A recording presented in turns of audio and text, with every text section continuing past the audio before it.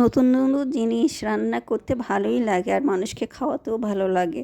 তো এই তো আম দিয়ে দুধ দিয়ে একটু জাল দিয়ে দিলাম, দেখি কেমন হয়। শেষ পর্যন্ত সাথেই থাকুন। আসসালামু আলাইকুম, কেমন আছেন সবাই? তো আজকে বাজার নিয়ে আসছে রুই মাছ, কই মাছ, পাবদা মাছ। তো এইগুলো খালা হাউজে পরিষ্কার করে দিছে, আমি শুধু বেশি নিয়ে একদম খলায় লবণ টবণ দিয়ে পরিষ্কার করে নিলাম।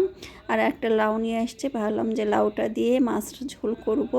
তো এটা লাউ না লুকু জানি না, খাইনি কখনো, কিন্তু খেতে দারুণ মোমের মতো গলে গেছিলো। যাই হোক, তো লাউটা দিয়ে রান্না করলাম তরকারি। লাউটা ছোট করে কেটে নিচ্ছি, তারপরেই তো তরকারিটা উঠে দেবো। আর যেহেতু কই মাছটা হালকা করে ভেজে রান্না করলে ভালো লাগে খেতে, ওই জন্য কই মাছটা ভেজে রান্না করবো, ওটা মেখে রেখেছি। আর লাউটা দিয়ে দিলাম মশলার মধ্যে। তারপর তো লাউটা কষে নিব, আর এদিকে মাছটা ভেজে নিচ্ছি। মাছটা ভেজে নিব আর এই কাঁকরোল ভাজি উঠে দিব। কাঁকরোল ভাজিটা একবারে সব কিছু দিয়েই উঠে দিলাম, পেঁয়াজ, কাঁচামরিচ, লবণ, হলুদ দিয়েও, আর তেল একটু বেশিই দেবো, দিয়ে উঠে দিলাম। আর আলু দিব না কাঁকরোল ভাজি। আর এইদিকে মাছ ভাজিটাও করে ফেললাম। আর কই মাছ থাকলে তো অন্য কোনো মাছ দিতেই হবে, কারণ কই মাছটা সবাই খায় না, এই জন্য রুই মাছের 2-3 পিস দিয়ে দিলাম। আর হালকা করে ভেজে নিব।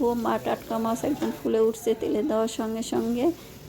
আর এই তো লাউটা কষানো শেষ, এখন লাউয়ের উপরে মাছটা দিয়ে দিলাম। আর একবারে ঝোলের পানি দিয়ে বলক তুলে নিব, কারণ ভাজা মাছের তরকারি বেশিক্ষণ হতে লাগে না, শুধু লাউটাই যতটুকু লাগছে সিদ্ধ হতে। তো হয়ে গেছে রান্না, একটু বলক উঠলে রান্নাটা হয়ে যাবে। আর এদিকে কাঁকরোল ভাজিটাও হয়ে যাচ্ছে ওই পাশে চুলায়।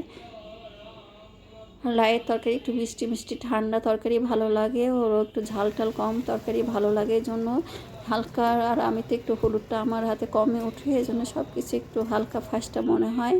তো একটু কাঁচামরিচও ছড়িয়ে দিয়েছি। আর এই কাঁকরোল ভাজিটাও হয়ে গেছে। কাঁকরোল ভাজি কিন্তু আমি পানি দিই নাই, তেলের মধ্যে একটু ভেজে নিলাম। আর এই তো রান্না হয়ে গেল আজকে কই মাছের ঝোল, কাঁকরোল ভাজা। আর এই সবজিটা করে রাখছি সকালের জন্য, মিষ্টি কুমড়া, লাউ, পেঁপে, পটল দিয়ে। আর এটা একবার হলুদের গুঁড়া, মরিচের গুঁড়া, লবণ দিয়ে মেখে দিলাম, পানি দিয়ে দিলাম, আর আদা রসুন জিরা বাটা অল্প করে দিলাম। এটা শুধু সিদ্ধ করে রেখে দেবো, ঠান্ডা হওয়ার পর বক্সে ভরে। তারপরে শুধু ডালের মশলা, যেটা পাঁচফোড়ন বলে, সেটা দিয়ে বাগা দিলে হয়ে যাবে। আর এই দেখেন আমটা জাল দিলাম, সেটা এখন এভাবে ভরে রাখবো। ভরে রাখার পর ডিপে রেখে দেবো, দেখি শেষ পর্যন্ত কি হয়। একটু চেষ্টা করতে দোষ কি, নতুন নতুন জিনিস নতুন জিনিস খেতে, এটা তো আর ফেলে দেবো না, পরবর্তীতে খাবোই। তো করে ফেললাম, আর ফ্রিজে রাখলে নষ্ট হয় না জিনিস। আর যখন আম থাকবে না, বের করে একটা দুটা খেয়ে নেবো, তাহলে আমের স্বাদ গলে মেটালাম। এই যে বরফ হয়ে গেছে, পরবর্তী ওভাবে রাখছিলাম। আর এই তো সন্ধ্যার নাস্তা তো করতে হবে একটু, অনেক দিন পরে আজকে পেঁয়াজু যেটা বড়া, ডালের বড়া করলাম, আর চা উঠে দিচ্ছে। তো আজকে আমাদের সন্ধ্যার নাস্তা ডালের বড়া, চা খেয়ে নিলাম। তো ভালো থাকবেন, আল্লাহ হাফেজ।